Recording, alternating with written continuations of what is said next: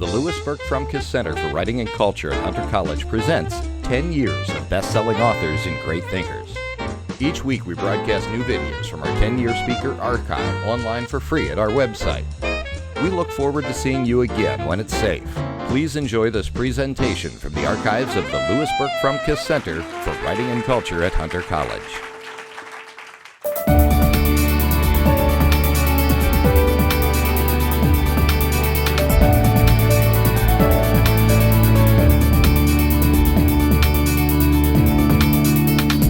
My name is Louis Frumkes. I'm the director of the Writing Center and continuing it here at Hunter. And I'm very, very happy you're here. In fact, I'm very happy I'm here. I wasn't here last week for Kathleen Shine, and I fortunately am here now. Anyway, we have a lot of wonderful events coming up in the spring. Our best-selling author series with Andre Aciman and Molly Haskell and Patricia Volk and a lot of wonderful people. You have Barbara Goldsmith, our writer-in-residence, who will be speaking in December. Kitty Pilgrim will be speaking in November. So that's pretty exciting. Then we have a great thinker series in the spring, and Margaret Geller will be coming down from the Harvard-Smithsonian Astrophysics Lab.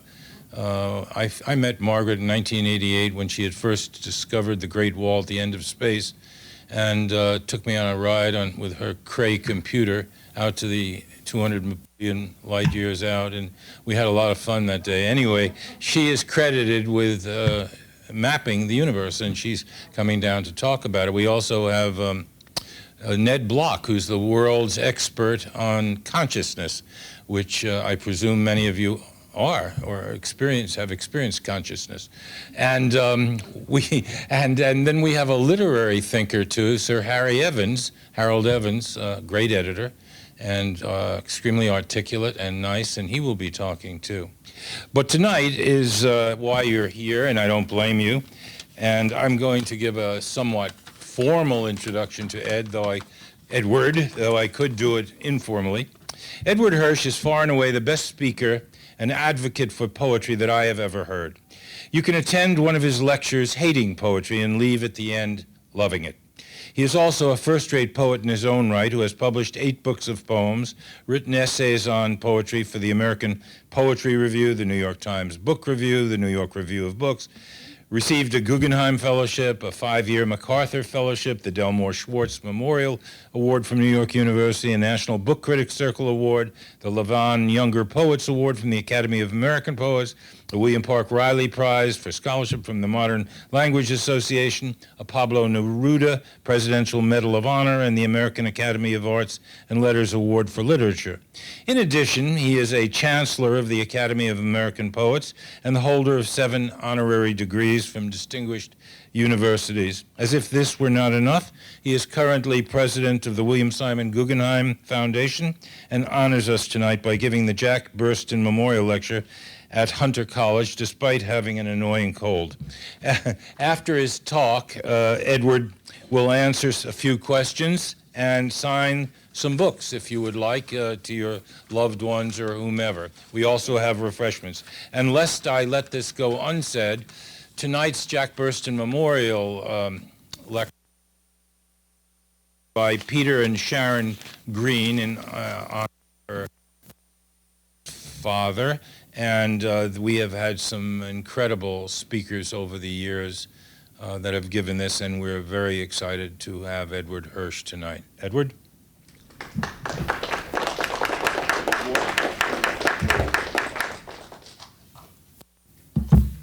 Thank you for coming.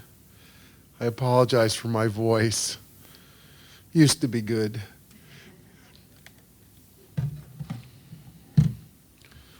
What I want to do is talk to you about reading poetry and what's involved, I think, in reading poetry and the nature of reading poetry, and I think in what distinguishes it. But I thought I'd begin by reading you a poem, which is an ode to poetry itself. It's kind of an apology.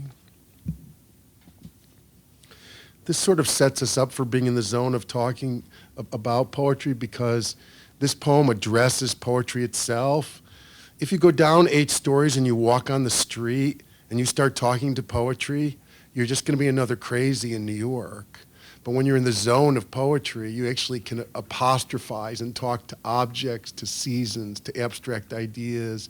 It's one of the weird conventions of poetry that we kind of take for granted until you realize that socially you wouldn't go around just talking to poetry. Good to see you, poetry, for example. To poetry. Don't desert me just because I stayed up last night watching The Lost Weekend. I know I've spent too much time praising your naked body to strangers and gossiping about lovers you betrayed. I've stalked you in foreign cities and followed your far-flung movements, pretending I could describe you. Forgive me for getting jacked on coffee and obsessing over your features year after jittery year. I'm sorry for handing you a line and typing you on a screen, but don't let me suffer in silence. Does anyone still invoke the muse, string a wooden lyre for Apollo, or try to saddle up Pegasus? Winged horse, heavenly god or goddess, indifferent entity, secret code, stored magic, pleasance and half wonder. Hell, I've loved you my entire life without even knowing what you are or how. Please help me to find you.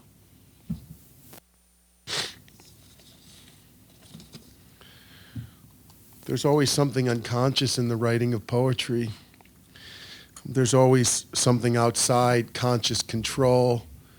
In his defense of poetry, Shelley says, not even the greatest poet can say, I will write poetry. Because poetry is not entirely given or open to the dispensations of the will.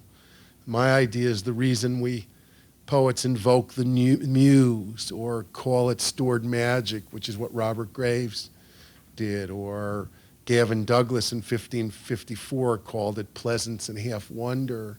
Whenever they invoke the muse or call on Pegasus or rely on the collective unconscious or speak to the unconscious or invoke the uncanny, it's because there's always something in the nature of poetry that's outside reason, which is one of the things that distinguishes poetry from, say, philosophy, which is a rational science.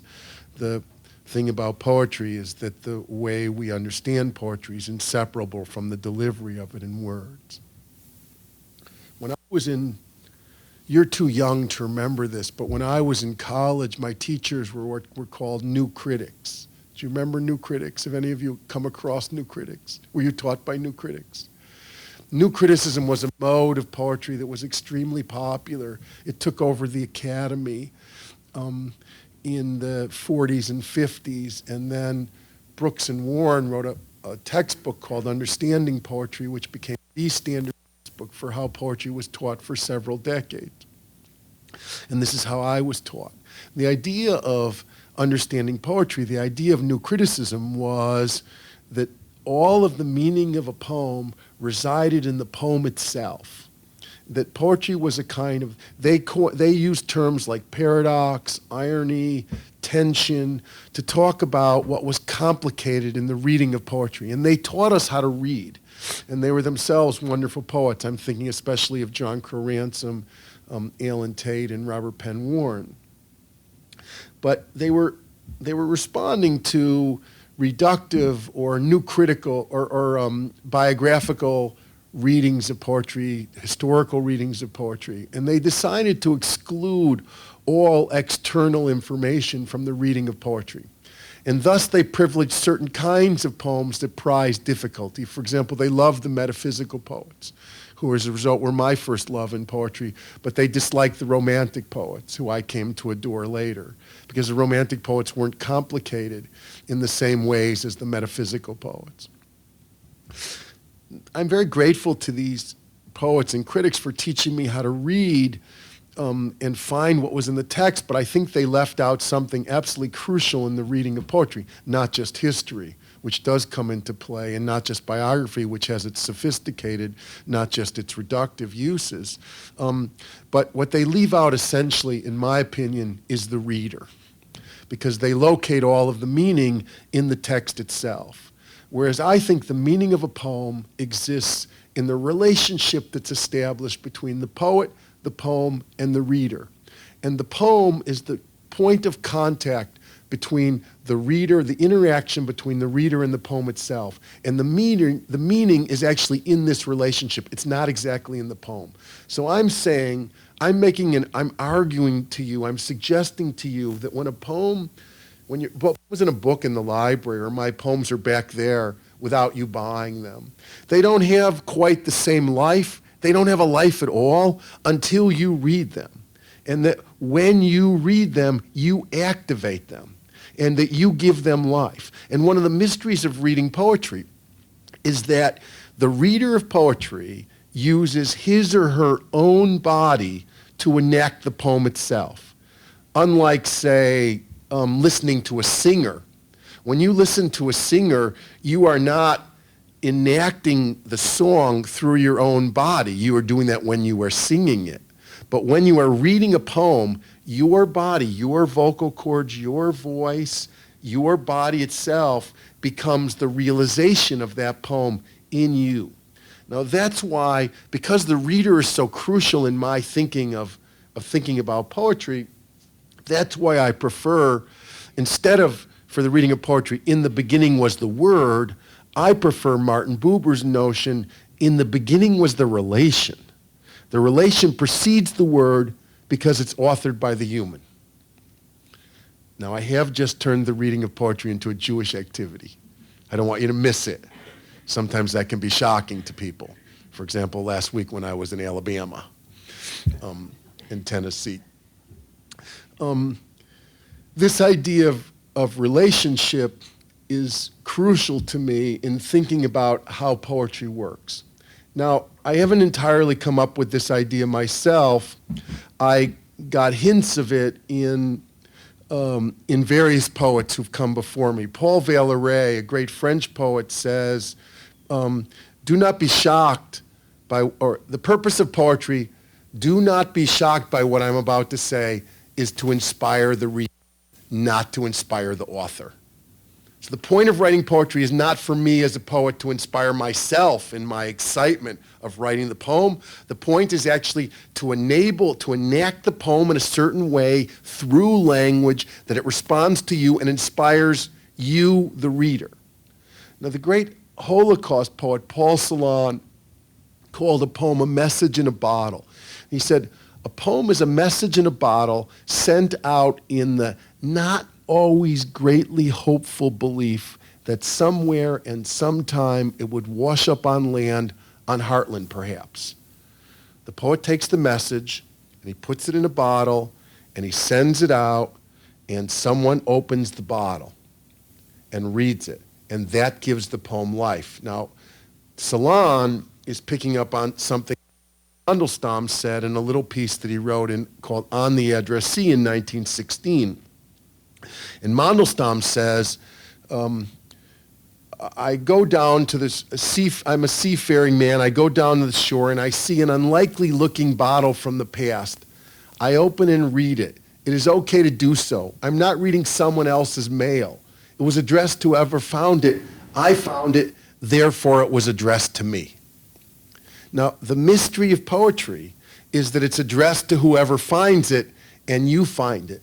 And I'm sure you've all had the experience that sometimes you read great poems and you go, speak to me, or that's a great poem, I see mean that much to me. Sometimes you go, that's a good poem, I like it. You go, that poem speaks so deeply to me that I feel almost as if I've written it. It's almost as if you're the thing that you were in. Jorge Luis Borges has an apology in his first book of poems. Lewis, whenever he doesn't like something, changes the mic. Never talk about Borges. Sometimes, if it does, you can use this one too, if you find that it's happening. Okay. Just a microphone in a bottle. What? Can you go, or he'll change the mic for you quickly. I'm so sorry to break up the rhythm. I'm a little shocked by your behavior, Louise.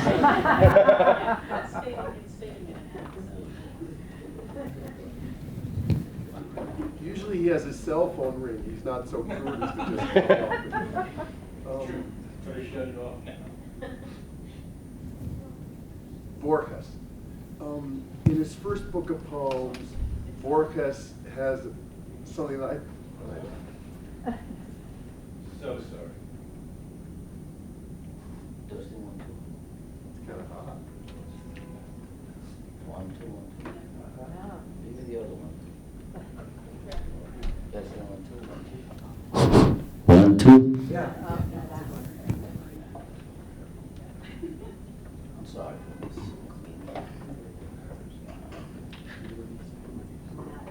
Ha ha. 1, 2, 1, 2. Ha ha.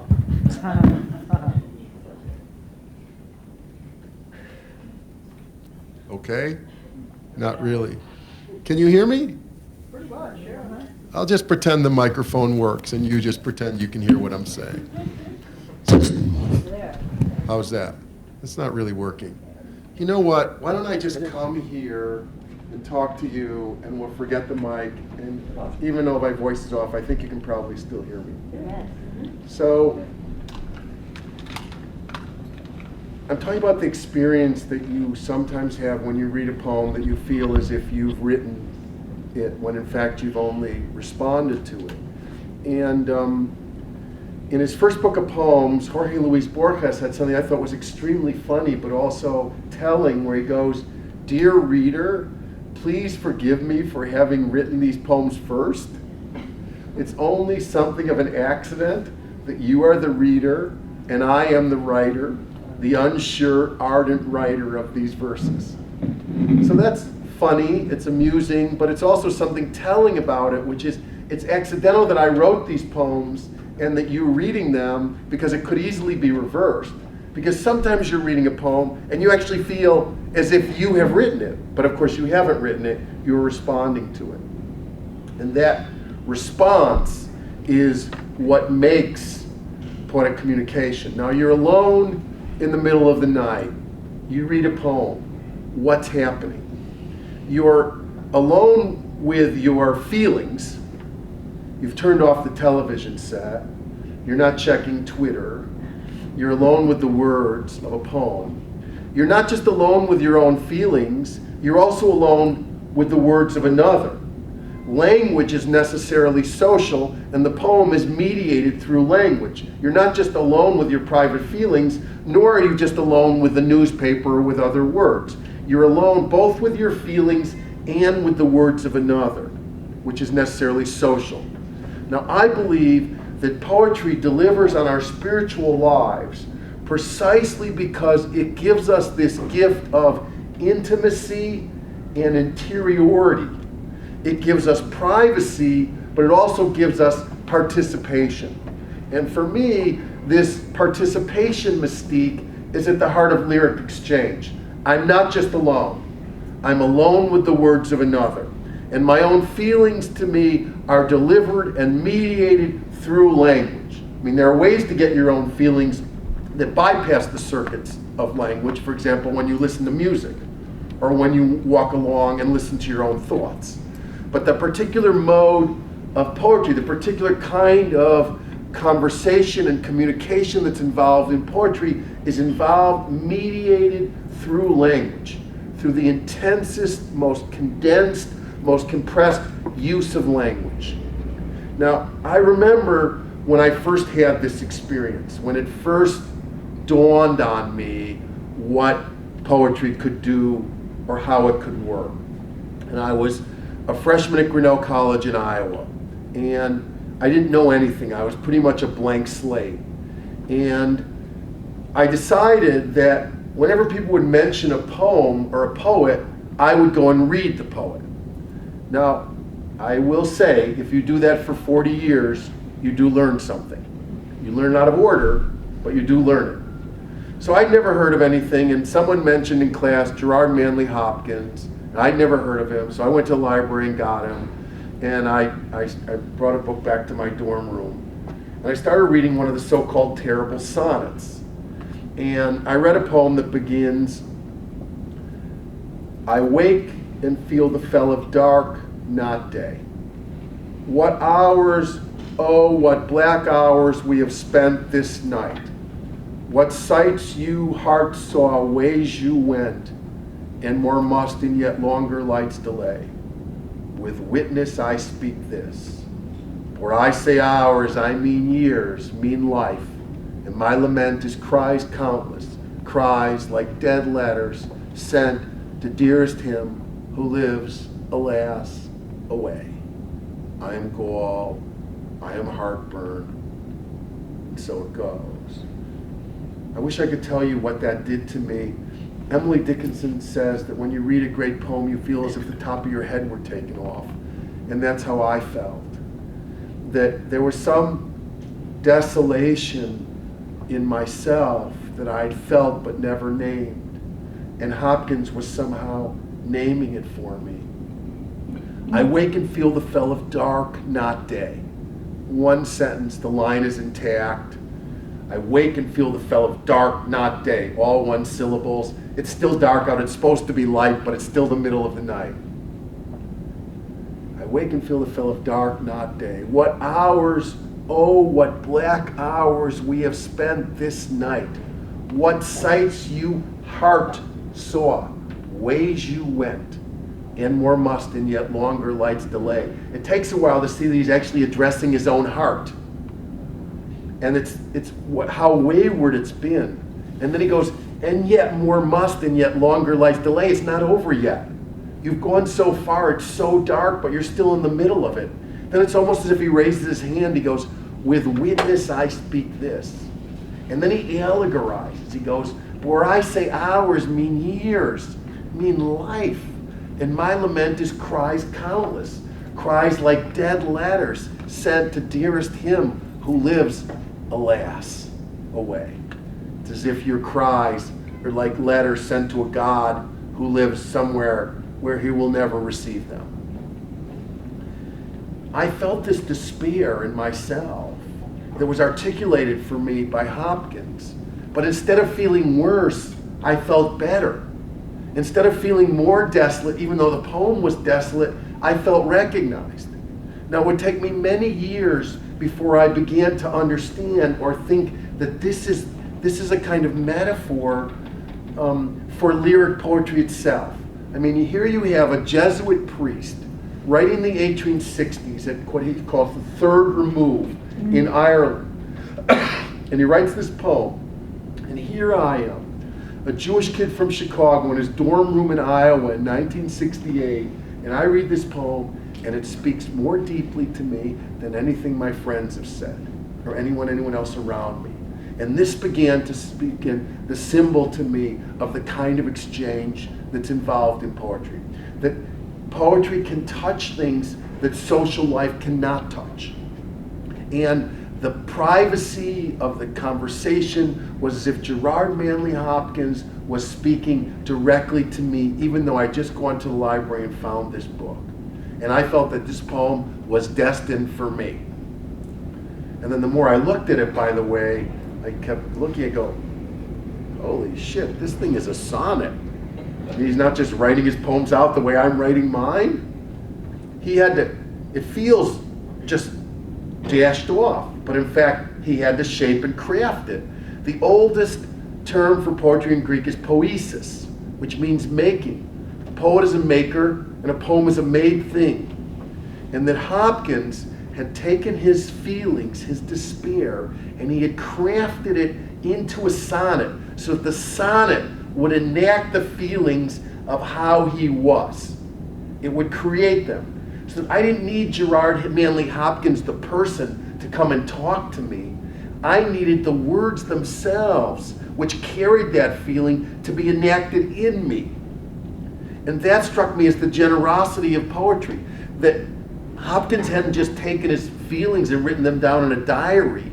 He had enacted them through rhythm, through language, embodied them in lines so that they could be released inside of some future reader, which is why Robert Graves calls poetry stored magic.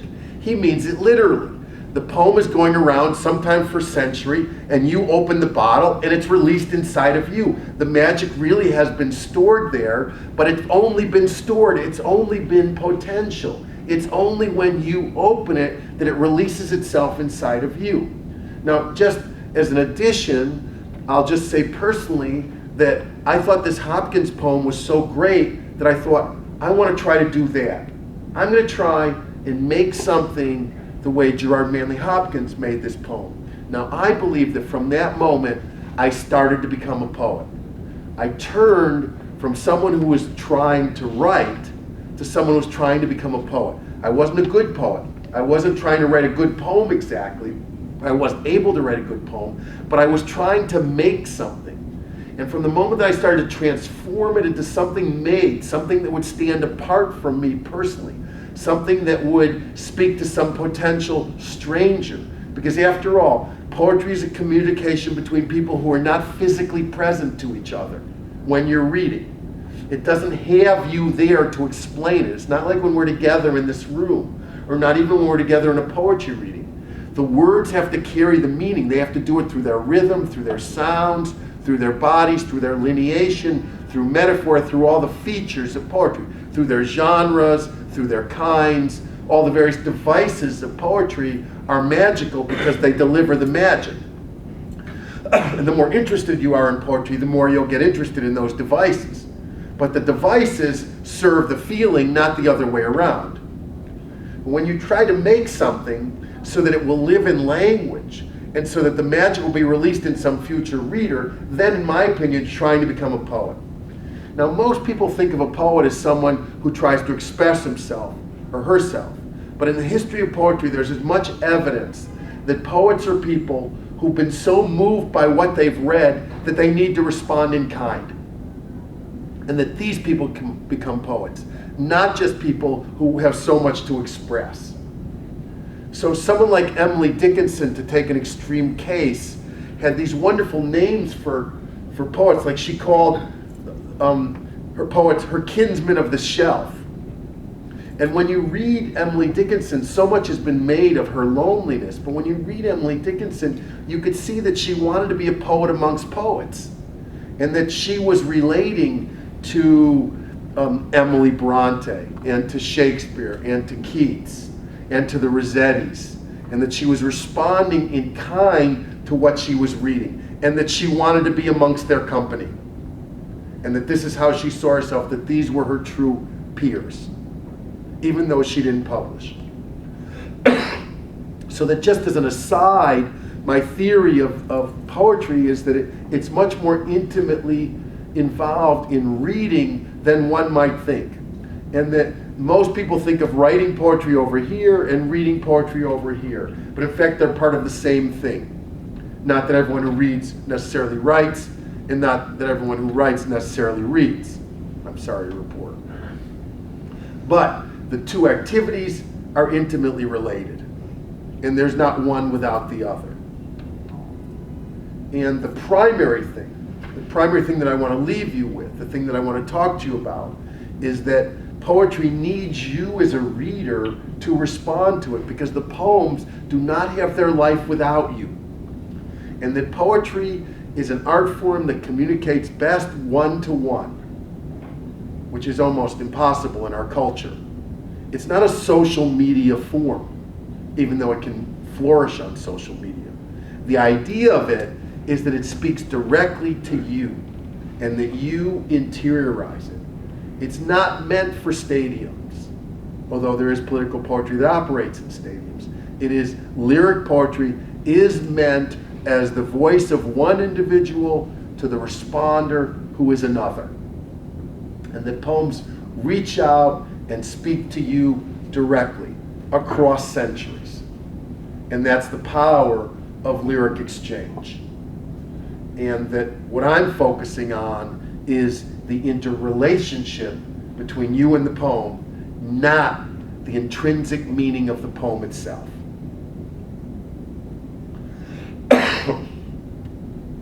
Now, all of the features of poetry, say rhyming, or say lineation, or say rhythm, or say meter, which is a way of measuring rhythm. All of these are patterns inside of you and are meant to activate something inside of you. And that you bring your life, your experience, your way of being to the reading of poetry. And you give the poem life. Now, you're not just making stuff up. It's not like you just can say anything about a poem and it doesn't matter. It doesn't mean as if you bring all the meaning yourself. It is an exchange, and the poem has something to say to you based on the words. But the words do speak, and they are open-ended, and they do create a kind of relationship. And that's what I think is at the heart of lyric poetry, the relationship that's established between the words and the reader. So, how's that first start? So, thoughts, questions, complaints? Well, it seems to me from what you've described, it's applicable to other forms of reading and writing as well. For instance, I read the U.S. Constitution today much different than somebody who read it in 1890 or 1860 or 1787. I bring something into it. It projects something into me. That's the dynamic of, I think, of all forms of reading where the reader takes what he's reading seriously. Well, reading is always interpretive, but you wouldn't say when you're reading the Constitution that the way in which the Constitution is said is inseparable from what is being said. That a lot of legal argument is based on interpretation, but it's trying to get at what the words actually mean themselves and what they point to. The thing that's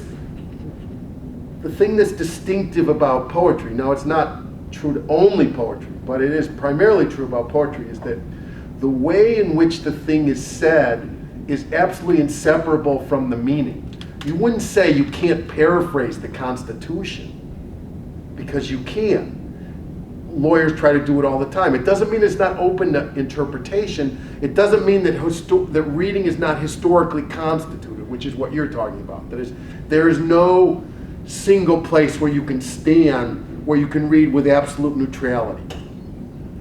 That reading itself is constituted by the era in which we live and the time in which we live.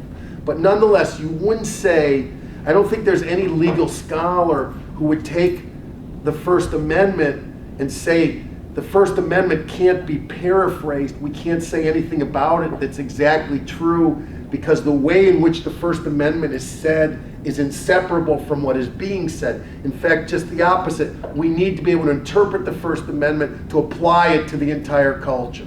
But in poetry, the thing that's being said is inseparable. So when you read the line, "Beauty falls from the air," which is one of my favorite lines of poetry, how can I paraphrase that? I mean, I can tell you sort of what I think it means, the beauty somehow coming down out of the air through this gold light, but the way in which it's said is inseparable.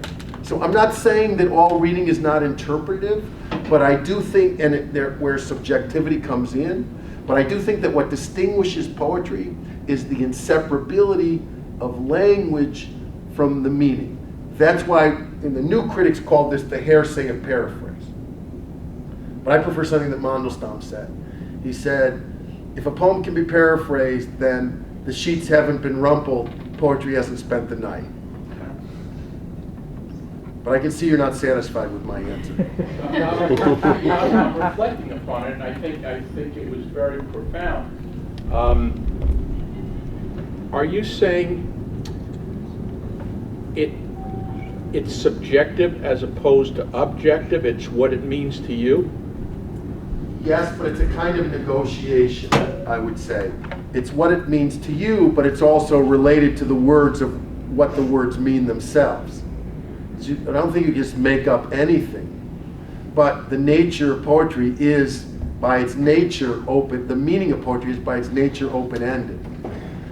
A clearer example than the Constitution would be, say, the newspaper. Remember when we had those? When you read the newspaper in the old days, you remember the story, but you don't remember the way in which the story is told. That's not crucial. You throw the paper away, and you remember the various elements of the story that were important to you. But in poetry, there's no throwing away the paper, because the meaning is carried by what is actually being said. If the things we said about poetry were the same as poetry, we wouldn't need poetry itself. Now, I would say there are places where poetry overlaps with other forms. So I would say journalism is at one other spot, changing place from poetry, because the way in which it's said is not crucial. But there is a kind of nonfiction where the way in which it's written becomes more and more crucial to what is being said, and they call it creative nonfiction. There is a kind of storytelling, fictions, where the way the story is being told is absolutely fundamental to what is being said, and here poetry and fiction begin to come closer and closer together. I don't think it's an absolute line. I think it's actually a kind of scale. Edward, this is probably a whole other lecture, and you needn't go there. But someone once asked me a very simple question. What is the difference between rhymed poetry and unrhymed poetry? What is the difference? What is the purpose? I'm not sure you can generalize exactly. Well, first of all, why would you choose one or the other? Well, first of all, let me say that the fact that there's a choice tells us that we're in a certain historical era and in a certain poetry. Because there are certain poetries that never rhymed, and there are certain poetries that sometimes rhyme, and there are certain poetries that always rhymed. And that for centuries, it would not have been considered French poetry if it didn't rhyme. It would have been something else. In fact, they had the Chinese had something they called rhymed prose. And what that meant is basically free verse.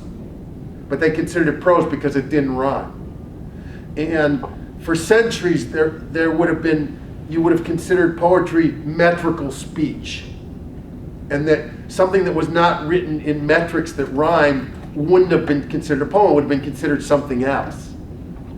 So that's been part of the definition of poetry. Now, ever since the 19th century, I'd say, when the French invented the prose poem and the Americans invented free verse, with it had some forerunners, I should say, in the King James Bible.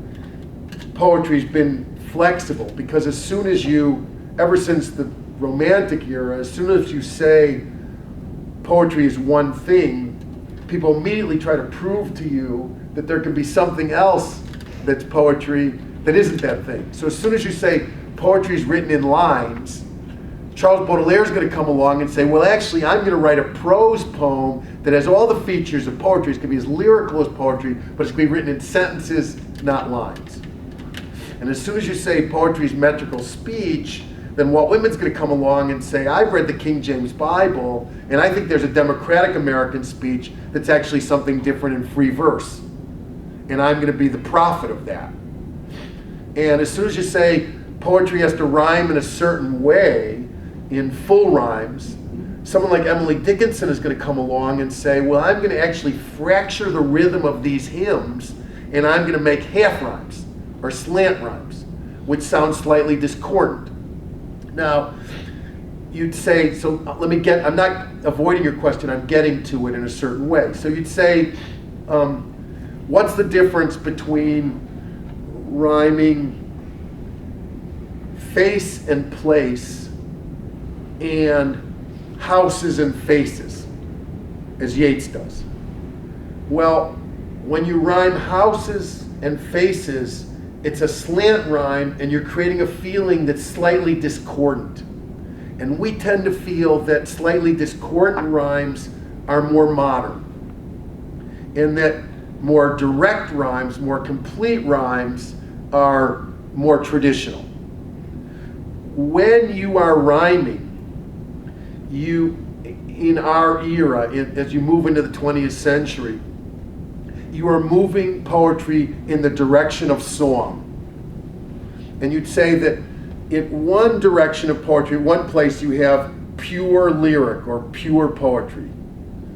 And in the other you have something called impure poetry, the most impure. And if I were going to give you examples from history, I'd say Mallarmé is the perfect embodiment in French poetry of pure poetry, and Pablo Neruda is the perfect embodiment of a human-centered impure poetry. One says poetry purposes have only to do with poetry, and another says, on the contrary, poetry has to do with human life. It has its uses. When you write a poem in rhyme, especially in full rhymes, it tends to move in the direction of song. And when you write poems that move away from rhyme, it tends to move away from song, closer to speech.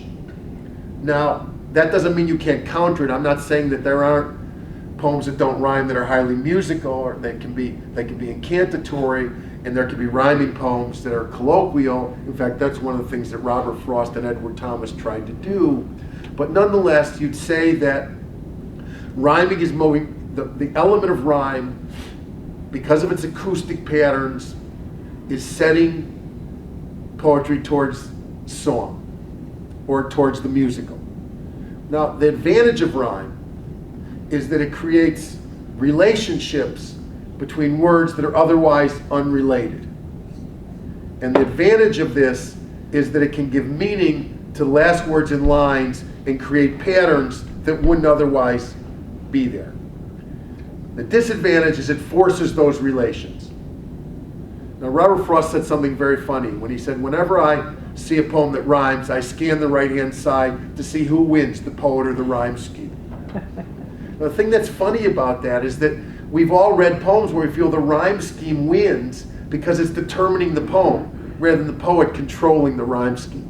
And one of the geniuses of Frost is that he controls the rhyme scheme. So I think if we think of poetry on a kind of continuum between speech and song, then certain highly rhythmical elements and certain acoustic matters move it towards song, and de-emphasizing those matters move it towards speech. That's why I like to write rhyming poems that have slanted rhymes that are somewhat distant from each other. You get the echoes, but it's closer to speech, so you don't feel the clang. But I think that's a matter of taste. Anyone else? Well, you have mentioned so many excellent poets, but if you take a ordinary person like myself who likes literature, and I started to read poetry, and then I would get to the second line and realize I didn't understand a word they were talking about, and nothing made me get over this. And I don't know anybody, any of my friends who are not illiterate, who read poetry. I read the book section at times every week, and when I get to the poetry page, I just flip it. And I used to read... Is there a poetry page? I'd love to find it. I'm teasing you. Yeah, I know. You're skipping the reviews about poetry. Yeah, because I don't understand the way the words are placed next to each other now. Well, I think there's several things involved. I just wanted to say one other thing. To me, it is like going into a modern museum. You're just standing there and looking at things that don't mean a thing.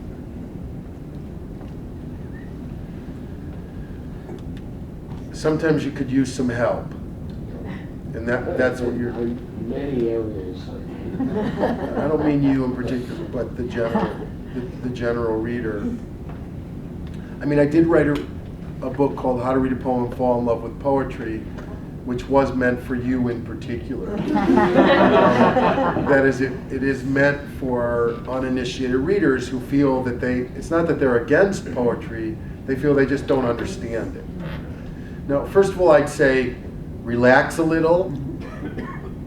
Don't feel you need to, it's so mysterious. Don't feel it's impossible. I'm not saying there aren't difficult poems, there are. But sometimes people just get so anxious when they see that things are in lines that they just don't, they lose all sense that they can possibly read it. Whereas in fact you find sometimes it's not so complicated. But there are guides, there are readers. For example, I wrote a column for the Washington Post called Poet's Choice. In every week I presented a whole poem, but I tried to describe something about it. Because the editors at the Post felt, we want our readers to read poems, we don't want to just read commentary, but people could use a little help. Biographical, historical, something about the poem. So sometimes guides can help, I don't know what to say, but sometimes just relaxing and letting the poem go through you, and maybe starting with some poets who on the surface are not very difficult. Robert Frost and Edward Thomas, for example, I just mentioned, they have other difficulties, but the surface of reading is not telling how hard it is to follow. Whose woods these are, I think I know, is not hard to know what he's saying. Who is the French critic who was the deconstruction? Well, you're talking about Derrida. Okay, well, I see your trouble, which is, I mean, if you're going to read through literary theory, I mean, that is a mystification of literature. And the things that deconstruction taught us are, deconstruction is a suspicious way of reading. What I mean by that is that it interrogates everything that says to prove to you that it's contradicting itself. But before you have suspicious readings of poetry, perhaps you should try and see what it says first before you try to undermine what it's actually saying. Now, what the deconstructionists often can prove to you is the poem is not saying what it seems to be saying. It's not always saying what it intends to be saying. It's sometimes saying just the opposite without meaning to. Isn't that very difficult? That's very difficult. But first, before you get to that reading, I think before you even get to there, you need to know what it's trying to do first. The deconstructive reading is built on a premise that you understand the first reading first. So before you go to deconstruction, and this is my argument with literary theory in English departments, before they teach people how to read, they teach them how to be suspicious of reading. But first we need to learn how to read. You need to first put together the poem before you can take it apart.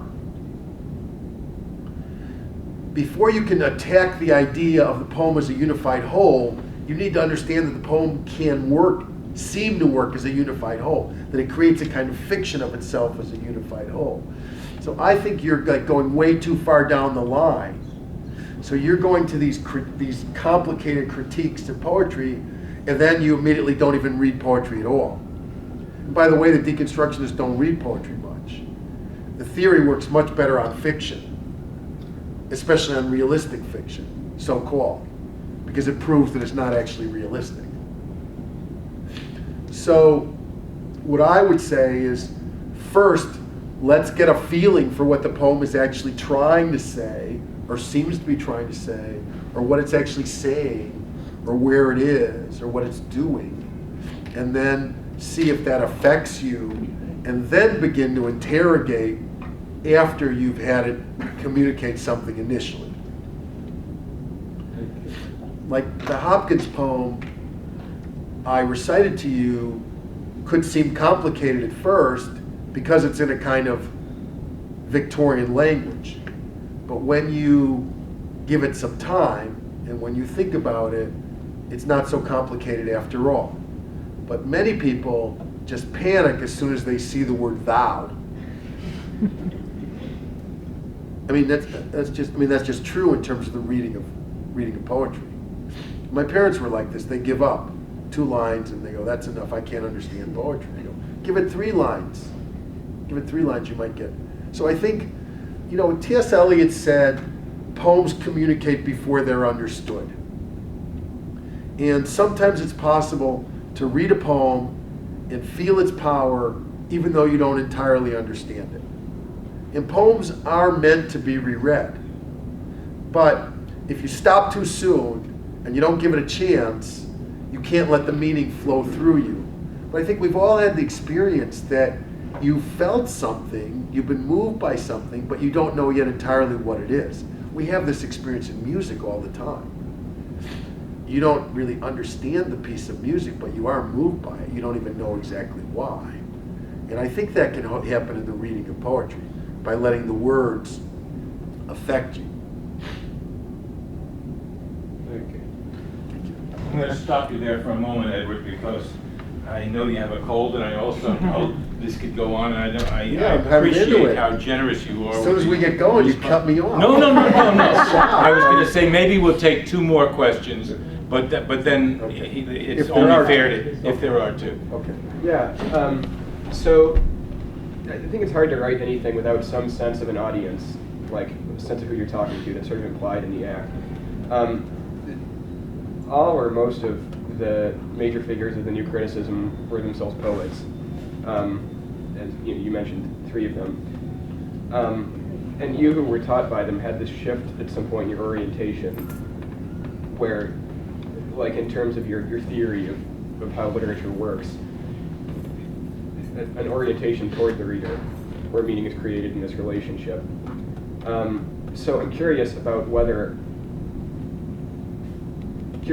kind of effect that had on your writing. Me personally. Yeah. Because I think how you imagine your reader will tell you a lot about the kind of poetry you write. For example, I have 2 friends, one who's not alive anymore named William Matthews, this really charming poet. He was once asked in an interview how he imagined his reader, and he said, I imagine my reader as a good friend. So that's interesting because it creates a certain kind of chumminess, you might say, in the language. And then I have a friend named Dennis Johnson who's primarily a fiction writer, but he also writes poetry. Dennis said in an interview, I think of my reader as someone who hates me, which is also bizarre, really. But it does create an immediately antagonistic relationship to the reader. I think of my reader as someone who just doesn't know me. Therefore, if I want to be known, I need to put it into the poem. I can't count on anything. If your reader, it's kind of aristocratic to think of your reader as a good friend in a way, even though there's something democratic in it, but it also means your reader knows you and knows something about you. You don't need to tell a good friend everything about yourself. And if your reader's your enemy, you're like, I'm coming in, I'm punching you, or you're trying to punch me. But if your reader is someone who doesn't know you, that means, how am I going to make myself known? And that's why I think one of the reasons my work reaches and sometimes overreaches towards accessibility, because I feel everything has to be put into the poem because I don't count on the reader knowing anything coming to my work. So that's because I think of, Gertrude Stein said something wonderful. She said, I write for myself and strangers, which I think is interesting because you are also your first reader yourself. So you are writing for yourself, but you're also writing for people who don't know you. W.H. Auden said, I write for the great dead. And there's also something to be said for that, which is you're writing to live up to the people who inspire you, and you want to be one of them. So you try and, even though they can't read you, you're trying to live up to the model. So I guess if you're Ellen Tate and you're trying to create this poem that's just, the way it's going to function is that it will have an ontological meaning, independent of the reader. I guess I'm curious about how the act of writing that would be different than somebody who sees. Well, I think the thing is that, that's what he says. But when you read Ode to the Confederate Dead, you don't actually feel that this is a poem that just has its ontological meaning. It's sort of, first of all, it's after the wasteland. Second of all, it's a Southern poem. It's making the case that, you know, the Confederate Dead are as important as the Union Dead, and I love these. And so the reader of that poem is either a more hostile Northerner, a more indifferent Northerner, or a more sympathetic Southerner. And so even though Tate said that about the reader of Ode to the Confederate Dead, it feels to me like the poem has a different kind of direction than that. Thank you. We're going to take one last question. Is there anyone, Norman, you asked one, is there anyone else before I turn to Norman? All right, Norman. Oh, with this young lady over here. I have a question. Go ahead. I'd like to know why a poet, for example, would choose to write acrostic poems.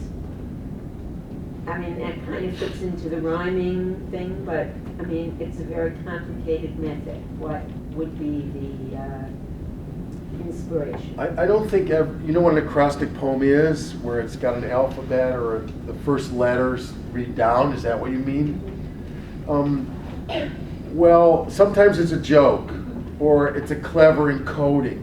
So like Ben Jonson wrote the preface, a poem, a preface to his play The Alchemist, and when you read it down, it spells The Alchemist. The Hebrew poets used to write acrostics because they're trying to get their poems into the service. They're writing what were called payut, which is religious poems that were trying to be in the service, medieval Jewish service, but they often wrote acrostics in which they spelled their names because that was a form of publication, so you could actually secretly tell who the poet was.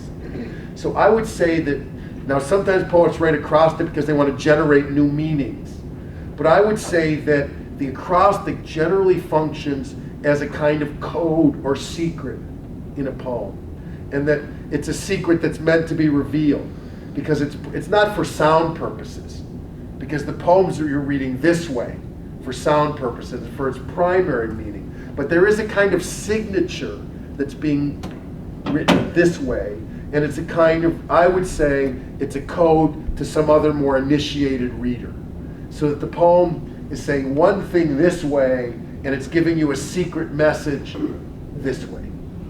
This would be one reason that poets have written acrostics. So Ben Jonson is encoding the title of The Alchemist into his poem, whereas when you hear it aloud, you don't even hear that at all. So it's a kind of signature. It's for the clever types.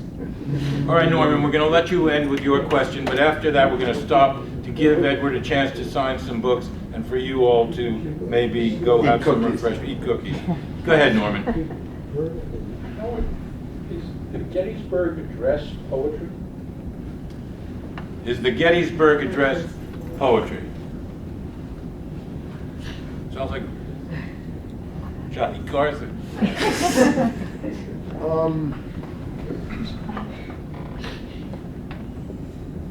The Gettysburg Address is a great speech. I mean, I see where you're going. Certain kinds of rhetoric are so powerful that the way in which the Gettysburg Address speaks is part of its meaning.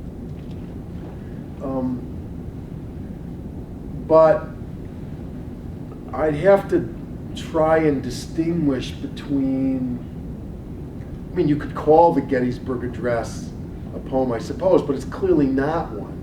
And it's clearly not intended to be one. And so its function is different. So the question that's not what you're asking, but is what distinguishes a beautifully written, highly rhetorical speech in prose from a poem? And you could answer this question in two ways. You could say there are intrinsic qualities that are different, but you could also say no one ever mistook it for a poem, no one ever called it a poem, no one ever thought it was a poem, it was never intended to be a poem. And even if you put the title poem on the Gettysburg Address, no one would believe you. So the question is, how is it operating? Is it not a poem because Lincoln didn't intend it to be one? Is it not a poem because even though it can be reread, it wasn't meant to be reread? Is it not a poem because the meaning is not subjective? Is it not a poem because it doesn't appeal to the affective life? Or is it not a poem just because it's not labeled a poem? I mean, I don't know the answer to this exactly, but clearly the way in which the rhetoric operates has qualities in common with beautiful writing. I mean, clearly Lincoln is influenced by the Bible and by the rhythms of the Bible, which sometimes move towards poetry. And some parts of the Bible are poetry and some are not. But you might say, I mean, I can tell you what a literary theorist would say, which is a poem is a poem because it's marked as a poem. It's framed as a certain kind of speech. And the Gettysburg Address is not framed as the speech that we call poetry. It doesn't establish the intimacy with the reader. It establishes a rhetoric to a listener.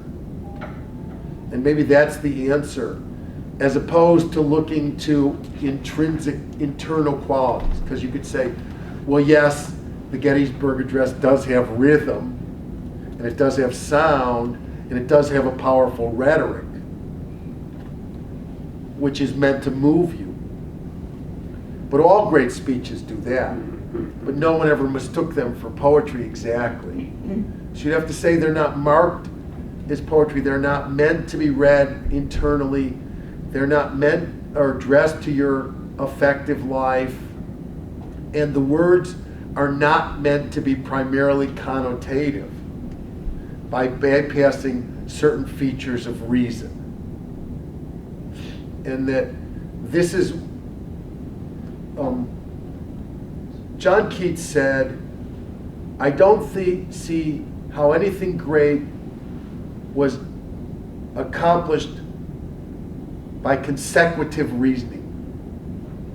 And that what he wanted was non-consecutive reasoning. Now he'd say the Gettysburg Address, as great and poetic as it is consecutive reasoning. It follows in a kind of logic the way that philosophy does. And that poetry operates by a kind of associative thinking. I'm just thinking aloud here, but I think it's a kind of poetic, what I call poetic thinking or associative thinking, which is different than logical thinking, what Keats is calling non-consecutive reasoning. And that one of the features of poetry is this, that makes it difficult to read, is this non-consecutive reasoning. And the great Martin Luther King speech, or a great Lincoln speech, or great rhetorical speeches, they do appeal to the emotions of the audience, but they are consecutive. They are meant to create a kind of argument to convince you, as opposed to an experience which moves you.